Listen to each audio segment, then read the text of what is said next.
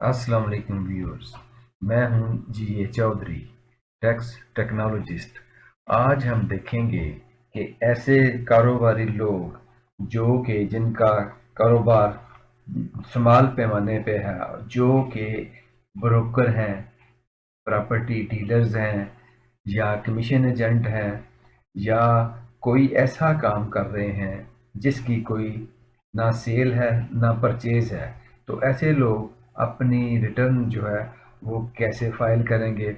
मसलन अगर कोई बंदा कोई कार वाश है उसका, या वो गाड़ियां वगैरह रिपेयर कर रहा है, या कोई मोटरसाइकिल वगैरह रिपेयर कर रहा है, तो इस तरह के जो कारोबार हैं उनका टैक्स जो है वो किस तरह अदा करेंगे, वो किस तरह वो फाइल जो है वो अपनी रिटर्न जो है वो फाइल करेंगे, क्योंकि उनकी कोई ना तो कोई परचेज है ना कोई सेल है। तो चलिए चलते हैं कंप्यूटर की स्क्रीन पर और देखते हैं कि वो कैसे अपना गोशवारा जो है उसको वो फाइल करेंगे।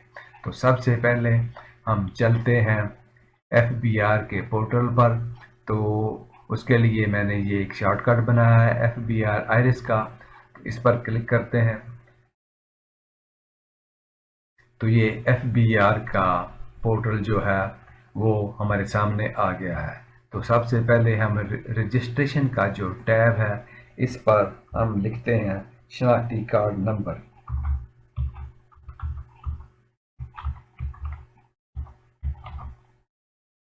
और उसके बाद लिखते हैं जी पासवर्ड।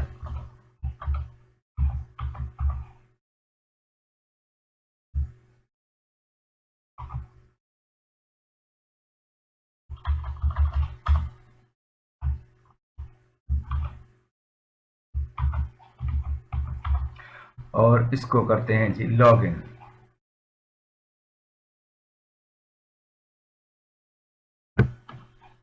तो सबसे पहले हम सेलेक्ट करते हैं जी पीरियड।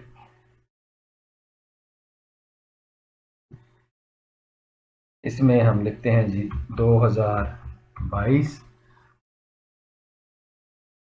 एंटर किया, इसको सेलेक्ट किया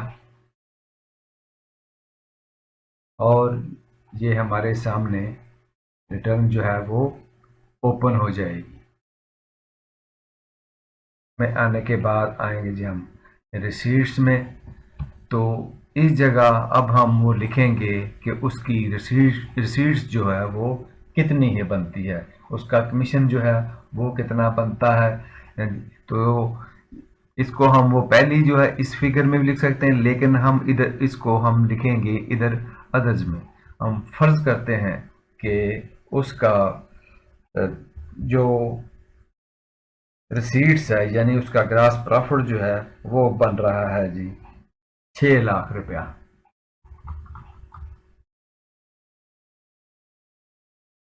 इसको हम करते हैं जी कैलकुलेट। इसको कैलकुलेट किया, कैलकुलेट करने के बाद अब हम आ जाते हैं जी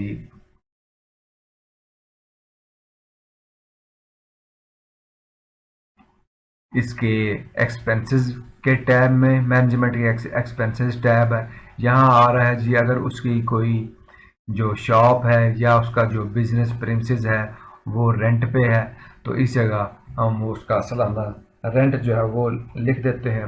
वो हम फर्ज कर देते हैं जी उसका 1 लाख रुपया रेंट है। ये हो गया। उसके बाद उसके कोई टैक्सेस जो है, कोई विद होल्डिंग उसके टैक्सेस जो है फाइनल फाइनल टैक्सेस जो है अगर वो हैं तो वो इस जगह हम लिखेंगे। वो हम आगे जाके देखते हैं कि उसके कोई टैक्सेस हैं कि नहीं है। फिर आ जाते हैं जी उसके स्टेशनरी वगैरह आ जाती है कि वो थोड़े से हम उसके वो खर्चे डाल लेते हैं। वो सपोज हम कहते हैं कि उसकी सालाना जो स्टेशनरी वगैरह जो है उसमें वेजेस जो हैं वो कोई और परकेज जो है वो 50-1 हज़ार के हम वो डाल लेते हैं। 50,000 ये डाल लिए। फिर उसका ट्रैवलिंग का अलाउंसेस हैं आ रहे उसके, तो ये कोई राउंड अबाउट 50 से 1 हज़ार के करीब हम ये डाल लेते हैं। ये हो गया। उसके इलेक्ट्रिसिटी, वहाँ कोई ज़ाहिर इलेक्ट्रिसिटी के बिल वगैरह उसके कोई ना कोई वो भी आते ही होंगे। तो इसको हम कर लेते हैं जी, कोई सालाना को 40 से 1,000 के करीब ये कर लेते हैं।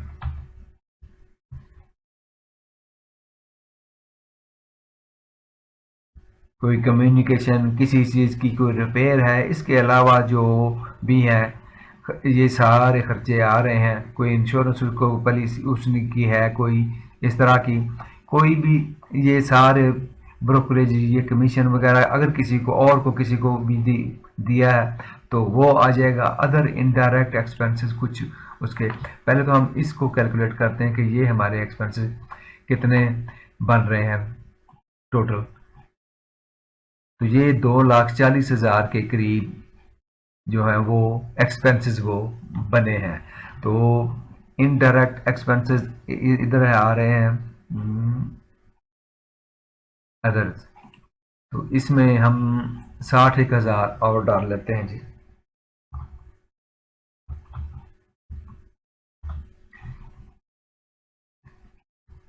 इसको किया जी कैलकुलेट। तो कैलकुलेट करने के बाद ये हमारे तकरीबन 3 लाख के हमारे जो है वो एक्सपेंसेस बन गए। यानी उसकी इनकम जो थी, ग्रास रिसीट्स उसकी थी वो 6 लाख की, और बकाया जो है ये 3 लाख के उसके एक्सपेंसेस बन गए। तो ये उसमें से ये निकल जाएंगे तो हमारा नेट प्रॉफिट जो है वो हमारा, ये देखें, ये हमारा नेट प्रॉफिट आ रहा है जिस जगह कर्सर है। तो 3 लाख का हमारा नेट प्रॉफिट आ गया। अगर हम इसको कोई चेंज करना चाहें तो इस पे हम अब हम वो देख लेते हैं कि 3 लाख यानी टैक्स जो है वो है 4 लाख पे। तो 3 लाख पे हमारा कोई टैक्स नहीं लगना, लिहाजा इसको कंपटीशन में जाके देख लेते हैं। टैक्स चार्जेबल इधर आए और ये कंप्यूटेशन आ गया।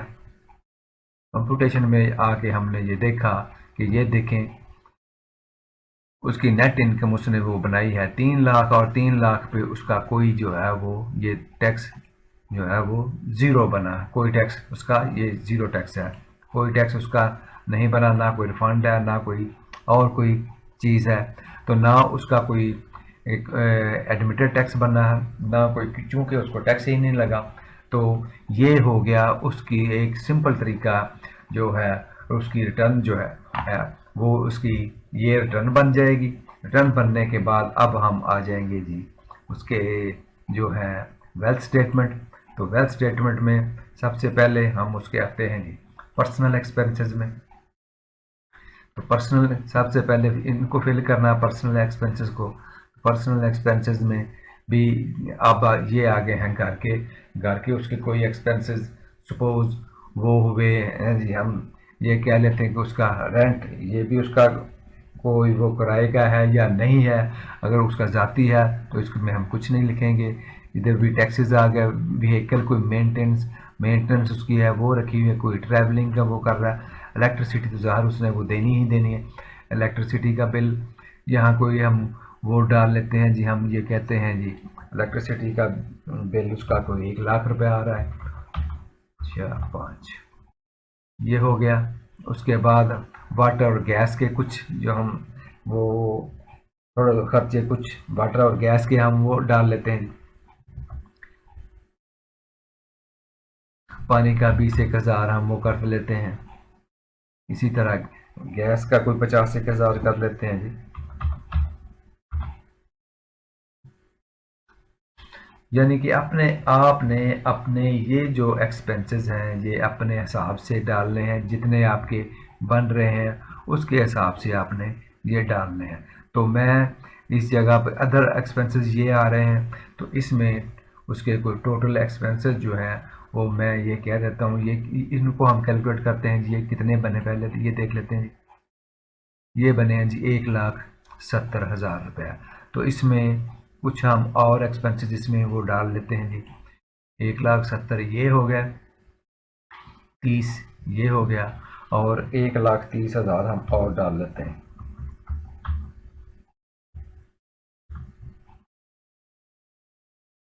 तो ये राउंड अबाउट फिगर जो है हमारी आ जाएगी 3 लाख। ये 3 लाख ही इसके एक्सपेंसेस जो है वो बन गए।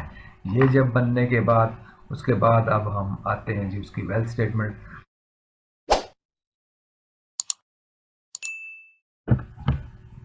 तो पर्सनल एसेट्स में सबसे पहला जो कॉलम है वो है जी एग्रीकल्चर प्रॉपर्टी का। अगर किसी बंदे की एग्रीकल्चर प्रॉपर्टी है तो उसको हम इस जगह लिखेंगे। इसके ये प्लस वाला निशान है, इसके ऊपर हम क्लिक करेंगे और क्लिक करने के बाद इस जगह हम उसकी जो प्रॉपर्टी की जो है वो तफसील वो लिख देंगे और इसको ओके कर देंगे। दूसरा हमारा टैब आ जाता है जी उसके पास कोई इंडस्ट्रियल, कमर्शियल या रेजिडेंशियल कोई प्रॉपर्टी है तो वो लिख देंगे। सपोज हम कहते हैं जी कि उसकी रेजिडेंशियल प्रॉपर्टी लिखते हैं जी हम कि उसका प्रॉपर्टी हम वो लिखते हैं जी प्लॉट नंबर 440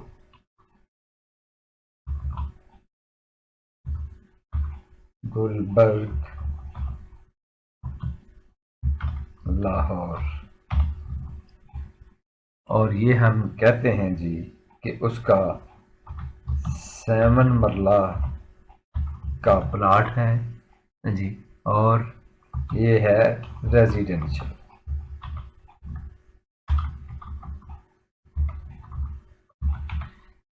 ये रेजिडेंशियल है और इसको हमने किया जी ओके। तो इस जगह हम उसकी प्लॉट की वैल्यू लिख देंगे। सपोज हम कहते हैं जी वो प्लॉट है जी 60 लाख का।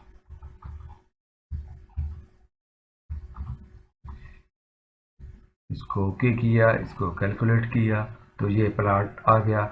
इसके अलावा अगर कोई दूसरा प्लॉट है तो फिर हम इसको प्लस के टैब को उसी तरीके से लिख के तो हम दूसरा प्लॉट जो है वो इधर ऐड कर सकते हैं। इसके बाद आ जाता है जी बिजनेस कैपिटल, ये वाला टैब अगला टैब। चूंकि वो वैसे ही बंदा ब्रोकर है का टाइप है, उसकी कोई ना सेल है ना परचेज है ना उसका कोई अपना इस किस्म का कारोबार है कि जिसमें उसने कोई बिजनेस कैपिटल लगाया हो, तो उसका बिजनेस कैपिटल कोई नहीं है। आगे आ जाते हैं जी उसके बाद कोई एनिमल्स वगैरह भेड़ बकरी गाय वगैरह जो भी अगर कोई है तो वो हम यहाँ लिखेंगे। तीसरा नंबर, अब अगला नंबर हमारा आ जाता है जी बैंक का। तो ये बहुत ज़रूरी है, ज़ाहिर उसका बैंक अकाउंट तो लाजमी होगा। तो यहाँ हम लिखेंगे उसका IBN नंबर, इसको अकाउंट नंबर भी कहते हैं, international banking transaction number. IBN number जो है वो हम लिखेंगे। पहले उसमें आ जाता है जी 0126331004567 ये एक एग्जांपल के तौर पर ये मैं लिख रहा हूँ। तो वो उसका अकाउंट जो है सपोज वो उसका जी है करंट है और उसका बैंक का नाम सपोज हम कहते हैं जी कि वो HBL है और ब्रांच उसकी आ गई जी वही GUL गुलबर्ग ब्रांच लाहौर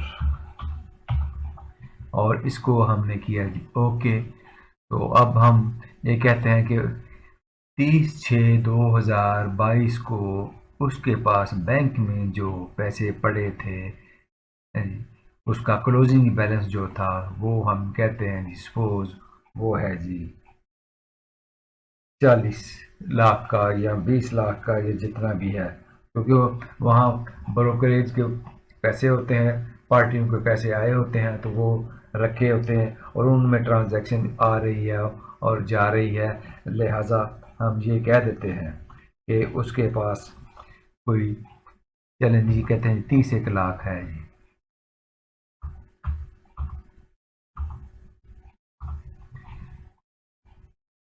ये उसका आ गया जी बैंक का और इसको किया कैलकुलेट करने के बाद उसके बाद आ जाती है जी मोटर व्हीकल। ये देखते हैं जी को मोटर व्हीकल है उसके पास, हम कोई कह देते हैं जी कि उसके पास है जी FS कोई नंबर है 4220, वो उसका नंबर है और कहते हैं जी सुजुकी है।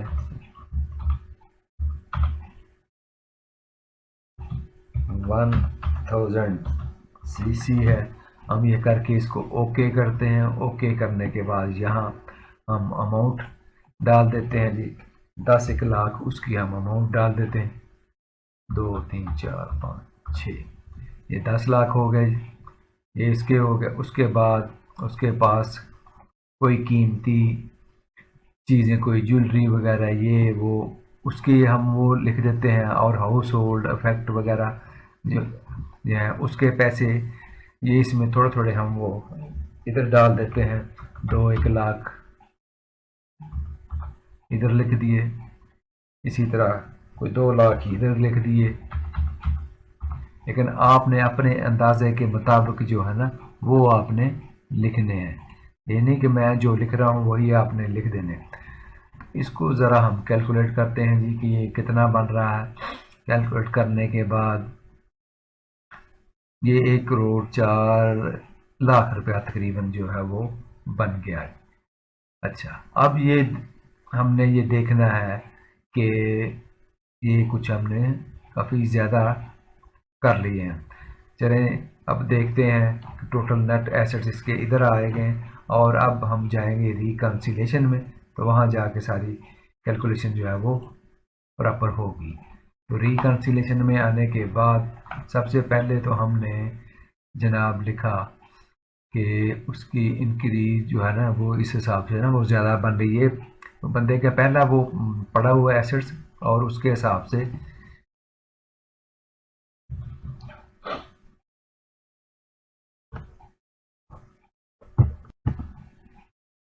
तो उसकी subject to normal tax income जो है वो हमने पीछे हमने बनाई थी।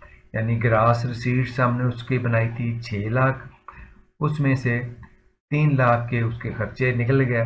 तो बैलेंस उसकी अमाउंट जो है नॉर्मल टैक्स के लिए बन रही थी वो बन रही थी 3 लाख। तो वो हमने इधर लिख दी थी 3 लाख।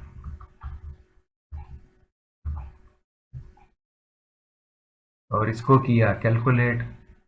तो कैलकुलेट करने के बाद ये हमारी 4,50,000 इतनी एसेट जो हैं ये हमारे इधर आ रहे हैं। तो ये होने चाहिए ज़ीरो।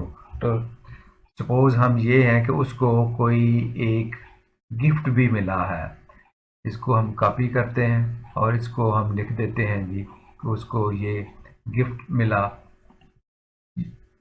इतना। यहाँ पर इसको किया पेस्ट। पेस्ट करने के बाद इसको कर दिया जी कैलकुलेट। तो ये कैलकुलेट करने के बाद ये हमारी अनरिकनसाइल्ड अमाउंट जो है वो आ गई ज़ीरो। तो ये ज़ीरो होनी चाहिए। तो इसको दोबारा अब मैं इसको ज़रा इसके ब्रीफ में दोबारा रिवाइंड इसको मैं करता हूँ। यही कि ऐसे बंदे जिनकी कोई सेल्स या परचेज नहीं थी, कोई प्रॉपर्टी डीलर है, कोई ब्रोकर है, तो हमने देखा कि उनकी इनकम जो है वो रिसीट्स जो है वो कितनी बनती है। तो उसके हिसाब से हम जो है वो टैक्स जो है वो कैलकुलेट करेंगे। तो ऐसे बंदे जिनकी कोई सेल परचेज नहीं होती तो उनकी हम ग्रास रिसीट्स लिखते हैं। जैसा कि ये आपने अदर रिसीट्स में यहाँ आके देखा, तो ये हमने उसकी लिखी थी 6 लाख रुपया उसकी वो रिसीट्स थी। उसके बाद उसके खर्चे जो है इसमें से 3 लाख के उसके निकल गया। तो वो निकलने के बाद ये हमने उसके एक्सपेंसेस डाले थे, ये टोटल बने थे 3 लाख। 3 लाख 6 लाख में से निकल गया, बैलेंस बच गया 3 लाख और 3 लाख पे कोई टैक्स नहीं था। तो ये सारी हमारी रिकनसाइल अमाउंट सारी ये बन गई। रिकन वेल स्टेटमेंट रिकनसाइल होगी। रिकनसाइल होने के बाद अब हम सिंपली इसको वेरिफिकेशन के टैब में चलेंगे और वेरिफिकेशन के टैब में जाने के बाद इसको जाके वेरीफाई करके तो इसको हम कर देंगे जी सबमिट। तो इस जगह हम वेरिफिकेशन के इस जगह हम लिखेंगे इसका 4 इंचों वाला पिन कोड, वो लिखने के बाद इसको हम कर देंगे जी पिन वेरीफाई करने के बाद ये ऊपर सबमिट का टैब बना हुआ है और इसको हम क्लिक कर देंगे और हमारी रिटर्न जो है वो फाइल हो जाएगी। तो इसमें अगर किसी को किसी चीज़ की कोई पता नहीं चला तो आप मुझे नीचे कमेंट में लिखें कि हमें इस चीज़ की समझ नहीं आई, तो मैं इंशाअल्लाह ताला उसको जो है उसका आपको रिप्लाई करूँगा।